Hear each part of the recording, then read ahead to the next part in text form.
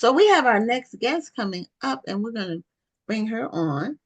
And um, her name is Morgan Jerkins. She has a new book. It's historical fiction. It's called Zeal.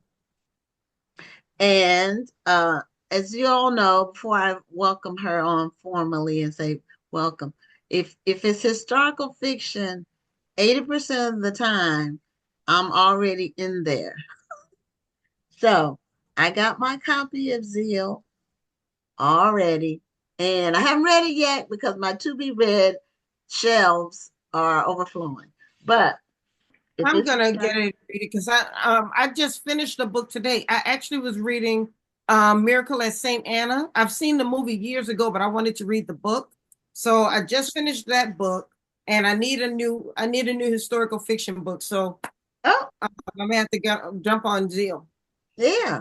So Morgan, welcome to Black Authors Matter TV. Thank you for having me.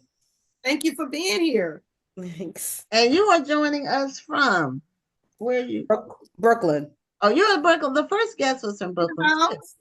New Yeah. York is just all over the show tonight. Tonight, sometimes we'll have a California. I think one night, like everybody was from California. It varies, but Yeah. we have people from all over. So tell us about Zeal. And I know it's historical fiction. It spans generations. It's just the kind of storyline I love to sink my teeth into. And so tell us. Yeah. So the story begins in the fall of 2019. There's this couple, their names are Ardelia and Oliver, and they're engaged, they're getting engaged.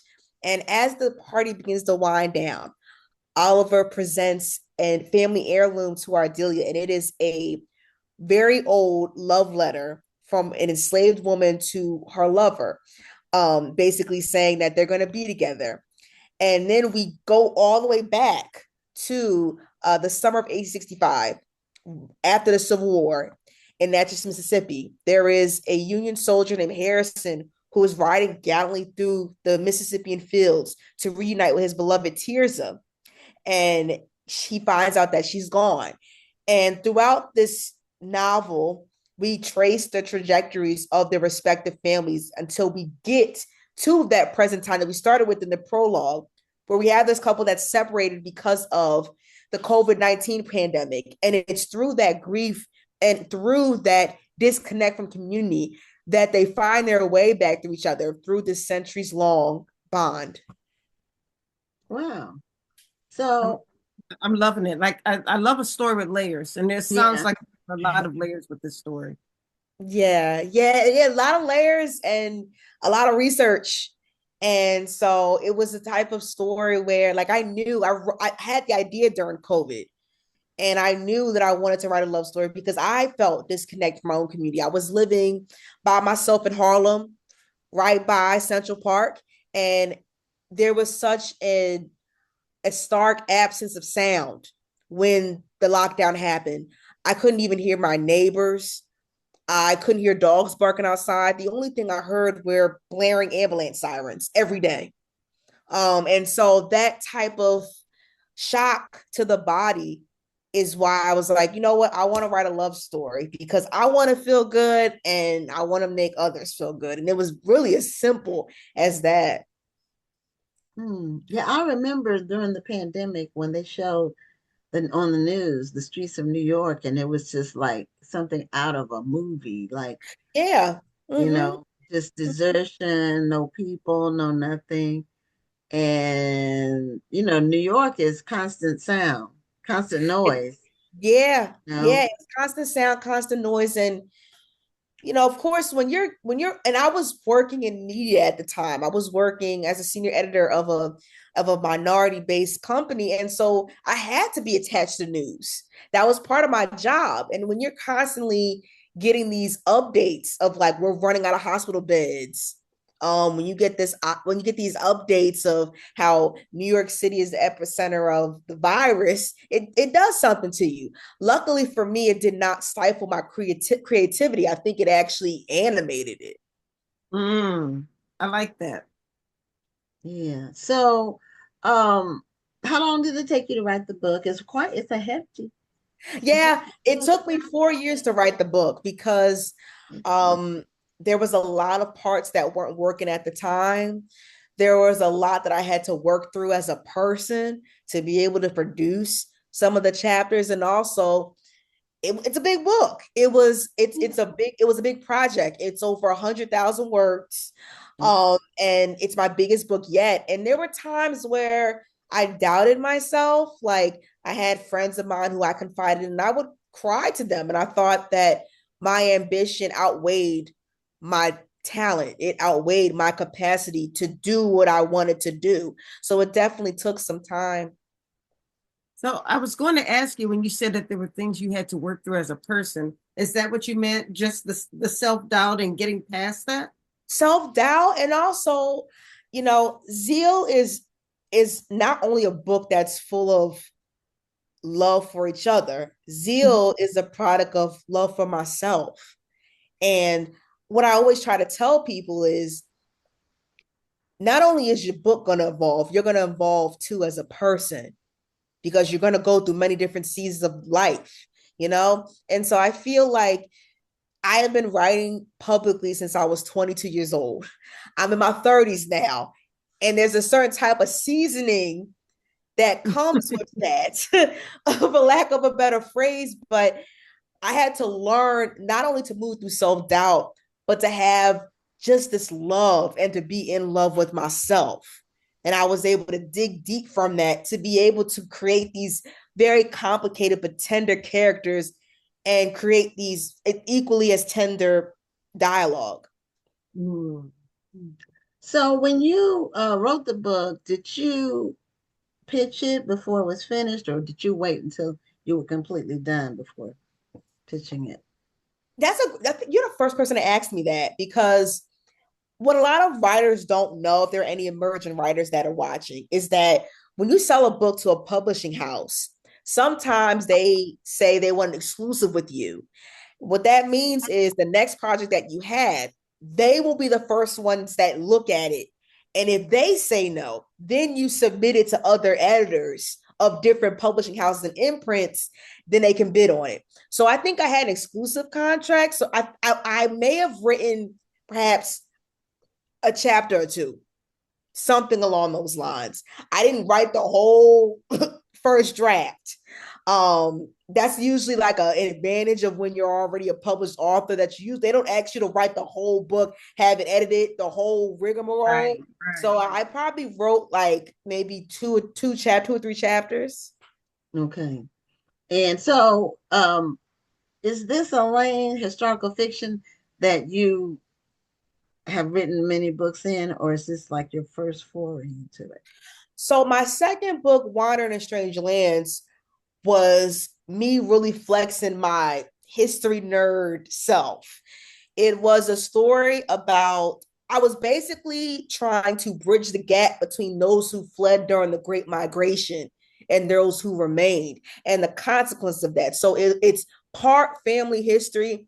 It's definitely a travelogue. I went down to the low country of Georgia and South Carolina, to Louisiana, to Oklahoma, and to California, and then back, to the Northeast. So it's definitely traveling. And through that, I had to use not only the oral histories that I gathered from other African Americans, I also had to use historical written research and try to mitigate the two, because sometimes they can combat each other. So I've always been someone, I suppose, that was interested in history, but to have such a foray into it as this was like my big foray. Yeah. So this is like my first one. Okay. Yeah, 4 years, that's a good amount of time to write a book. Yeah. Well, I would say that's pretty fast because I remember watching the interview with Ta-Nehisi Coates, and it said it took him 10 years to write The Water Dancer. So you good, girl. I mean, I'm really fast. I will admit. I'm Yes. fast, but Zeal humbled me because it showed me early on, oh, this isn't going to be a book that's going to come out in 36 months. This is not going to be a book Right. that comes out in 2 years. Some books that come out in between 18 to 36 months from them buying the book, it comes out. This was not going to be that book. What did And you find was the biggest challenge? Making sure I got it right. What I Yeah. mean by that is so much of Black history is being erased, and I did not want to offend those who came before us, Yes, I essentially. understand. I'm not from Natchez, Mississippi. I was born and raised in New Jersey, and because of the pandemic, I could not go down there. So I had to rely on maps and sketches and historical accounts. And even then, I was so nervous about getting it wrong that I think that was hard for me is recreating that and also infusing that with my own creativity while not being offensive. I totally understand that sentiment because I'm working on a historical fiction novel myself, and it's going to take place in my hometown. But do you know when I'm from New Orleans. I live in the DMV, but I'm from New Orleans. And as much as I love New Orleans and as much as I feel that I know everything about the city, there's always something new that I'm learning.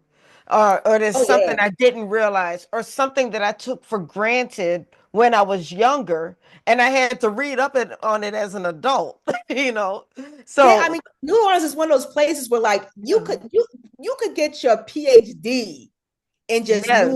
Orleans history from like the Louisiana Purchase to like Jim Crow. And I'm pretty sure that people are historians or experts only in that time period. I actually was in New Orleans 2 weeks ago, and this is gonna sound really woo-woo, so stick with me. But I was in a hotel and I woke up at sunrise and something told me to go downstairs and go outside. Just go outside. And I went outside and I walked to the promenade where the Mississippi River was. And Mhm. if you look on the cover of my book, you see the Black woman looking in the water towards the sun on one side, and on the other side is a Black man in the water. That water represents the Mississippi River. Oh, That was okay, the first okay. So time this I is had the ever seen the time. Mississippi River in real life. Okay. And This I is the called Wow. my And that's friend up. something I take for granted. Yeah, and I called and I was looking around. I was the only Black woman out there, and I was seeing a lot of people just jogging and taking pictures. And I actually called up my friend. He has roots in Mississippi. He lives in Jersey. And I said, can you hold space for me for like 5 minutes? And he was like, sure. I just cried. I cried. Mm. And it wasn't even because I was sad. It was just because it was so big, it looked like an ocean.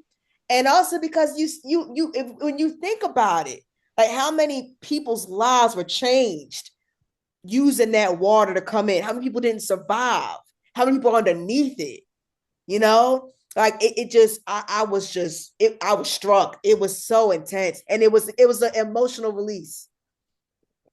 It's a very, very long.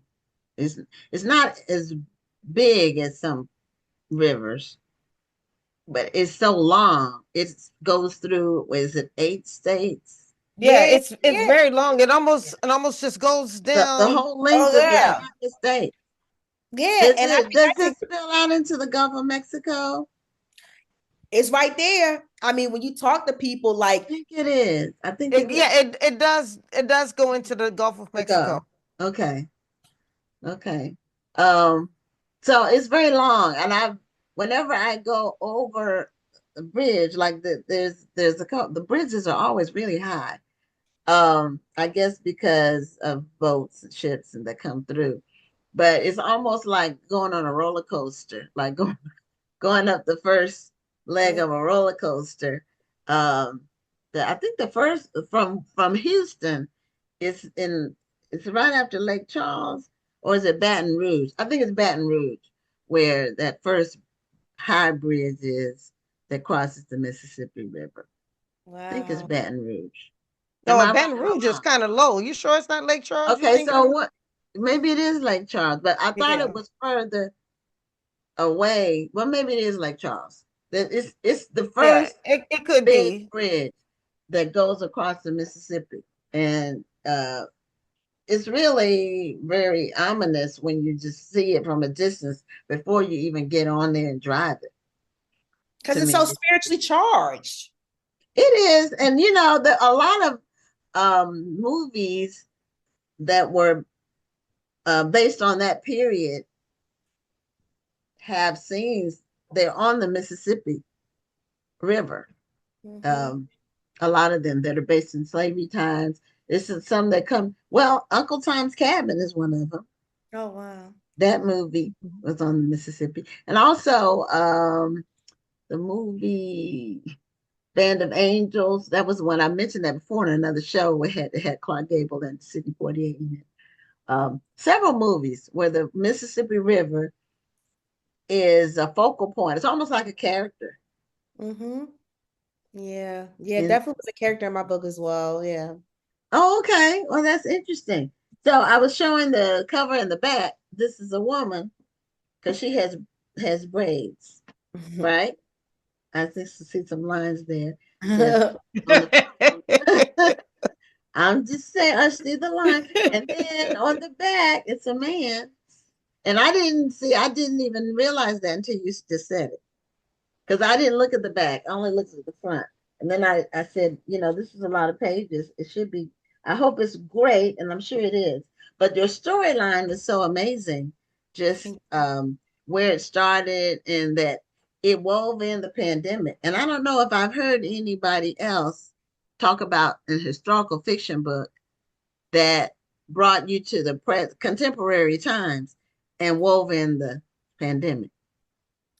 Well, I personally like when the past always reverberates in the present. And so for me, even though I was writing in multiple different timelines, they rippled to 2020 all the way from 1865. And so I wanted to sort of show that throughout these different generations that there are still things within the respective lineages that needed to be addressed and needed to be accounted for and also to be healed. Yeah, and I like that you had a romance or love story as Mm-hmm. a central part of Yeah, because there aren't a lot of there for me. I won't say there aren't a lot. I haven't read a lot of literature where there's an enslaved woman having consensual physical intimacy with someone else. I have not seen it. I have not seen, a lot of literature where you're talking about these different contradictory passions for someone. It's Mhm. always, Black women in their bodies. It's always at that time period, it's always violence, violence, violence. And I don't Right, shy away right. from that. We're talking about the Reconstruction era. So you can imagine the amount of precariousness that they had throughout their lives, but they also loved each other deeply. And I wanted to make sure that that type of love was interwoven throughout the text because that's how it started with me. I knew it wasn't happenstance that I was like, oh, they fall for each other. No, I knew I wanted to write a love story set against the backdrop of American history. I knew I wanted to write an epic, but with Black people, because every time I hear of epics, it's always white people across the Great Plains or someone else. I wanted someone that looked like me. So that was already the anchor in the beginning. okay. Now there are several books that do that, but they may not be books that you would have read yet, or some of them are like older titles. Yeah, Uh, they are. you Oh, know, yeah, like there is a lot of literature. And don't get me wrong. Like I had to sit with myself and decide what type of aesthetic and ethical choices I was going to make, particularly when you're talking about an era like 1865. Yeah, Um, anytime before really 1960. I mean, a lot, so a lot of stuff went on. So yeah. I get it.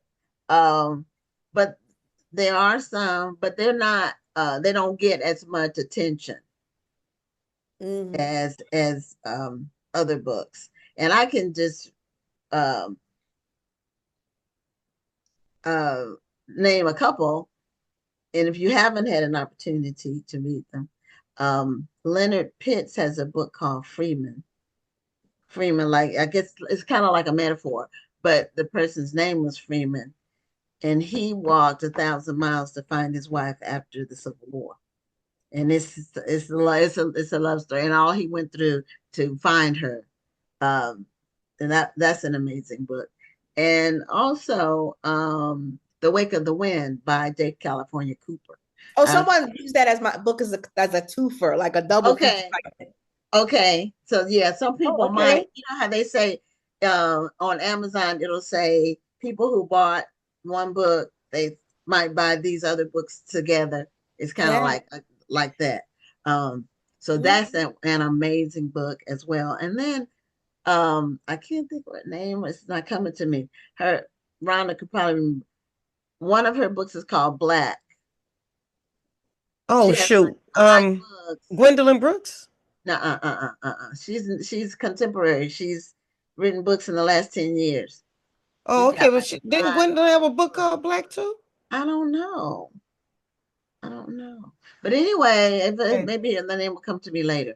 But she has a whole series of, and it's a love story in that period.